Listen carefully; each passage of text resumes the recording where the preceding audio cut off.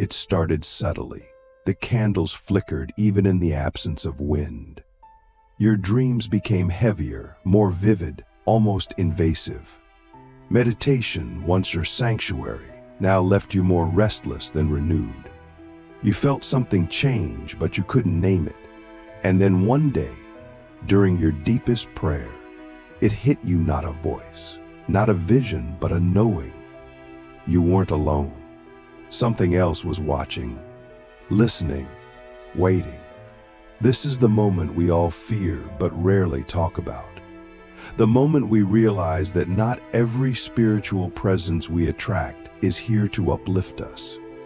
Some are feeding off us. And the truth is, it's often our own spiritual habits, yes, even the good ones, that open the door. This is not a message of fear. It is a message of awareness. Because fear is the very frequency that low vibrational beings crave. But awareness, awake, grounded, embodied awareness, is the one thing they cannot manipulate. You see, we assume that spiritual growth is linear, that the more we meditate, pray, journal, and fast, the higher we rise. But the truth is more complex. Without discernment, even our highest intentions can become traps. And this is why we must speak about the hidden side of spirituality, the habits that, when misused or misunderstood, act as beacons for lower forces. Let's begin with the first habit, using spirituality to bypass pain. We all do it at some point. We say, "I'm choosing love," when we're really avoiding conflict. We say everything happens for a reason, when deep down we're grieving and don't know how to hold it. We replace our emotional truth with spiritual slogans, thinking this makes us evolved. But the pain we refuse to feel doesn't just disappear, it leaks into our energy field. And low vibrational beings are drawn to unprocessed pain like moths to flame, not because they want to help, but because it's a point of entry. Every wound we deny becomes a door they can enter through. So ask yourself, what pain are you trying to transcend before you fully felt it? What memories have you wrapped in spiritual language to avoid revisiting? These are not just psychological questions, they are energetic ones. Your avoidance creates fractures in your aura, and those fractures attract entities that feed off avoidance. They don't care how many mantras you chant if you're lying to yourself. They only care that you keep running from your truth, because your running keeps you vulnerable, and vulnerability without awareness is an invitation. The second habit is one of the most common, seeking spiritual highs without grounding. We love the feeling of elevation, the ecstatic breathwork, the third eye tingles, the out-of-body visions. These are beautiful experiences, but when we chase them without grounding, we become like open circuits. Our energy rises, but it has no root. And anything that moves without anchoring becomes unstable.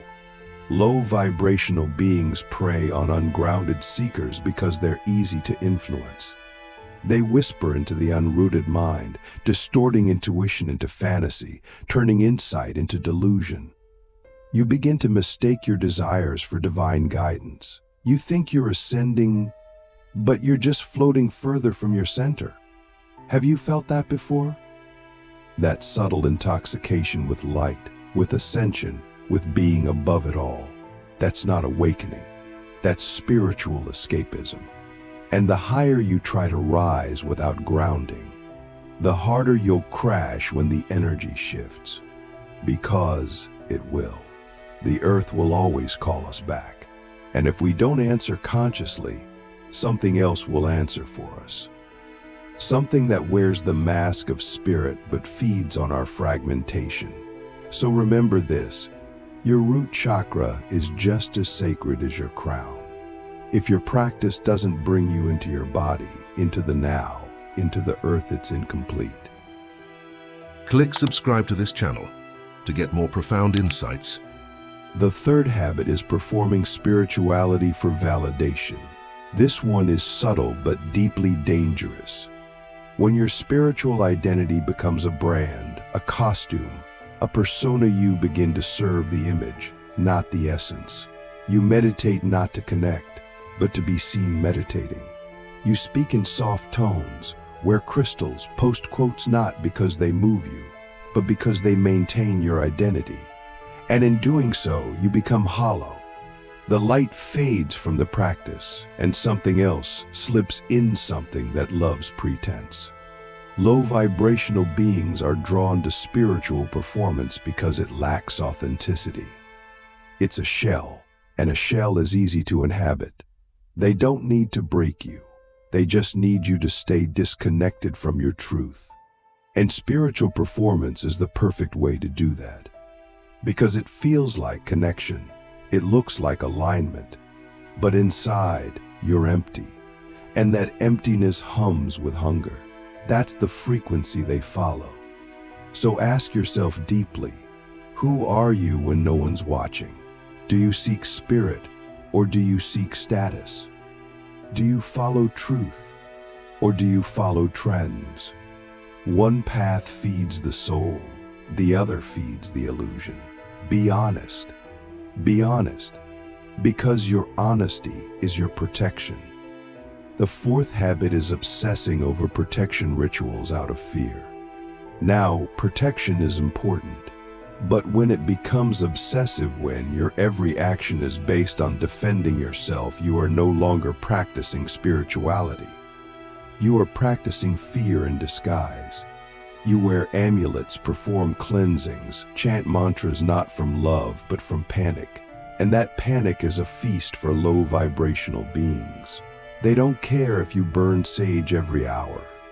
If your energy is rooted in fear, you become a lighthouse for their kind. What they fear is not your rituals. What they fear is your clarity, your sovereignty, your inner stillness. Because when you're truly centered, you don't just repel darkness, you transform it. But when you act from fear, you mirror their frequency.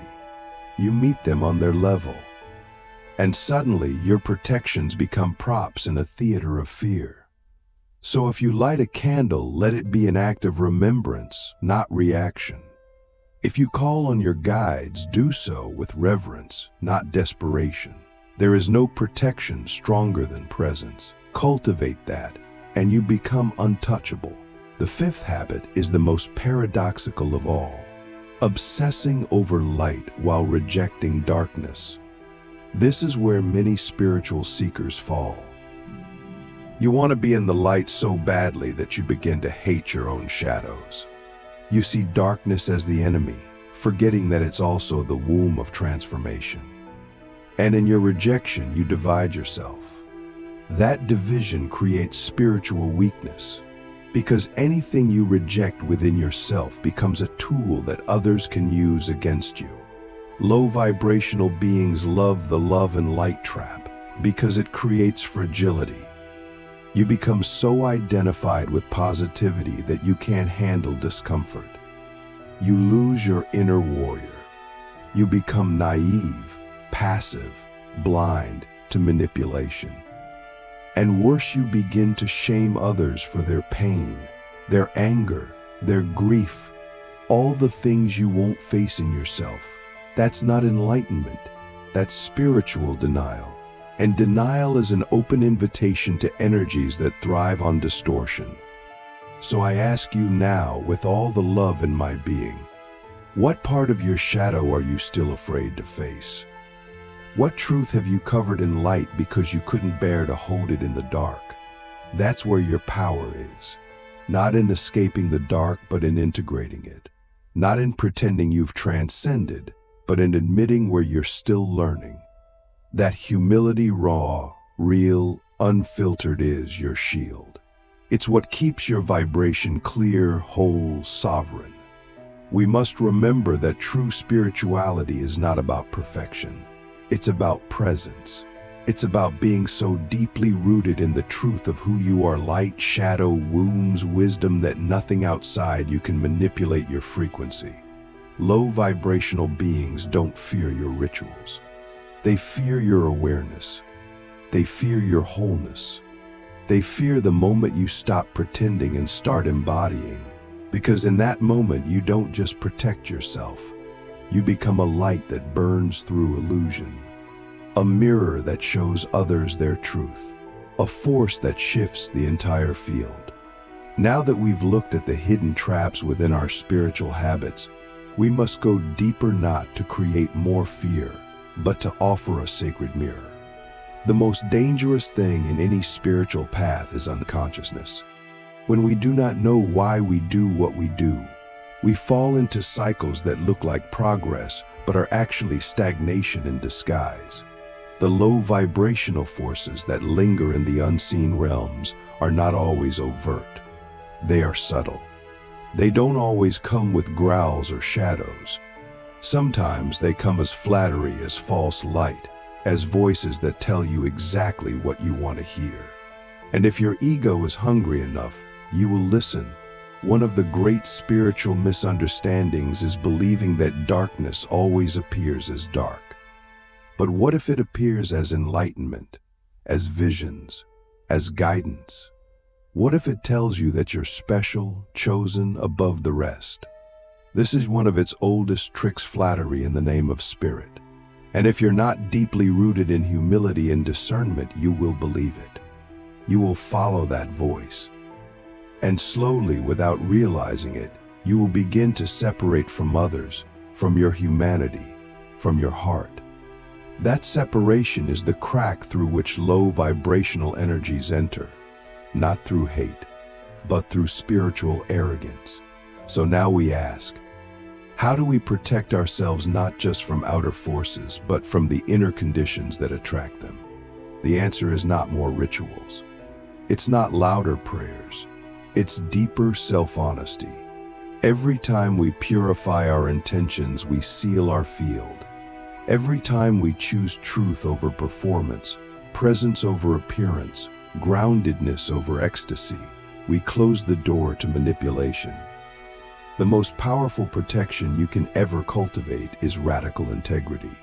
Not just external morality, but internal coherence. Do your actions, thoughts, and words align with your soul? Or are you still performing a version of yourself to please what you think the universe wants? Let's return to the first habit: bypassing pain. How do we shift it? By facing it. We sit with the grief instead of chanting it away. We name the anger instead of smothering it with affirmations. We cry when it hurts. We rage when it burns. And in doing so, we become whole again. We stop leaking energy. We stop pretending. And the beings that once fed on our avoidance find no entry point. Because now we're not running. We are present. And presence is sacred fire. When it comes to ungrounded spiritual practices, we must remember this. The body is not an obstacle to awakening. It is the gateway. If your spiritual work makes you feel disconnected from your body, it's not spirit, it's escape. Grounding doesn't mean you abandon your mystical side. It means you bring it into the earth, into the now, into your breath, your relationships, your responsibilities. The more you ground, the more power you can hold. Think of energy like electricity. Without grounding, it short circuits and burns. With grounding, it becomes light, warmth, transformation. So eat well, move your body, breathe deeply, touch the earth with bare feet. This is not mundane, this is mastery. To those of us who have fallen into spiritual performance, I say this: it's okay. We all want to belong.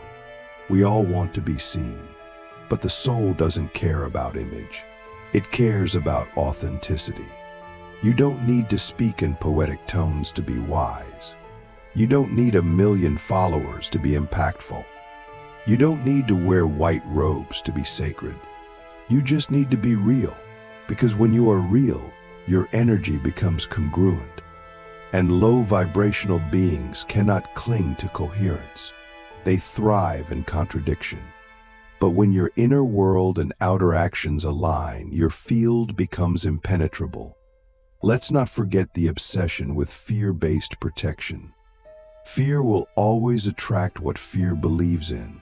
If you believe the world is full of dark forces trying to hurt you, your mind will filter reality to confirm that. But if you believe you are a sovereign being, held by spirit and coated with divine intelligence, your field reflects that too. Amulets are helpful. Prayers are beautiful.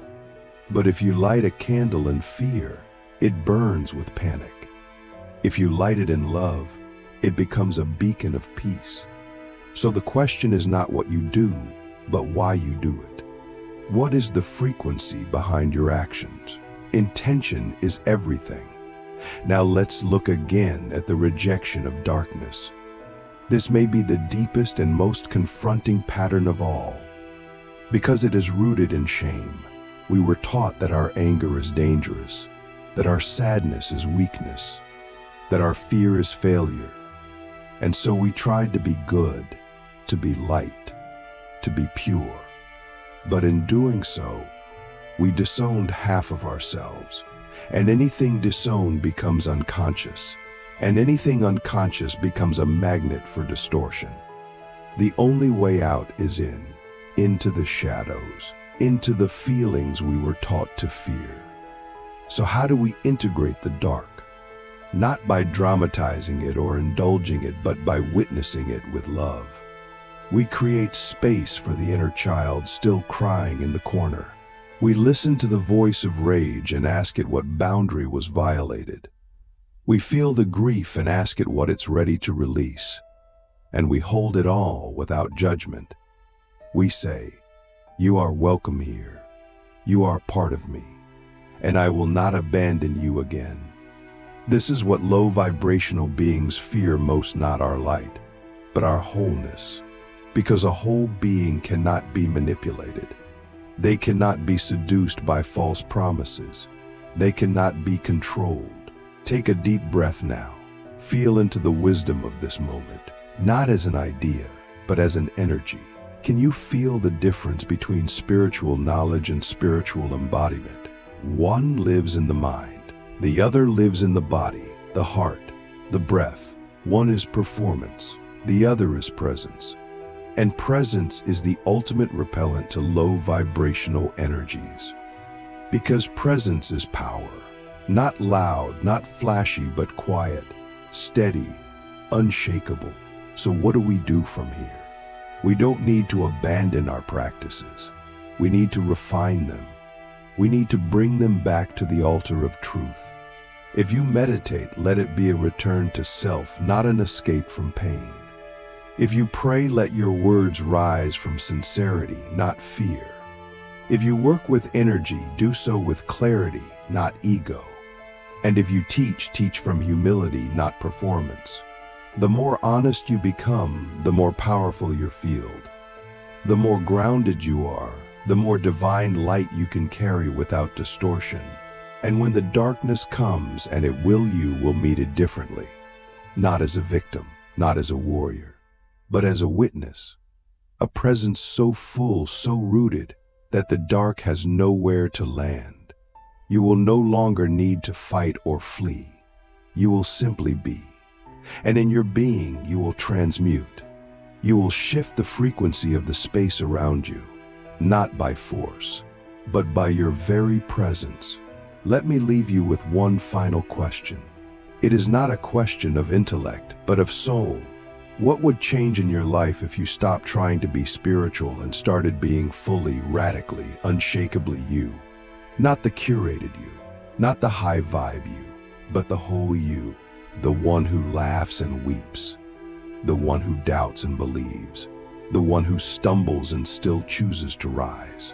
That you is the one the darkness cannot touch, because that you is already light, already free. So walk forward now. Not in fear, but in clarity. Not in performance, but in presence. Not in denial, but in truth.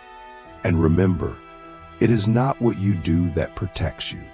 It is who you are when no one is watching. That is your shield. That is your sword. And that is the light that no shadow can ever dim.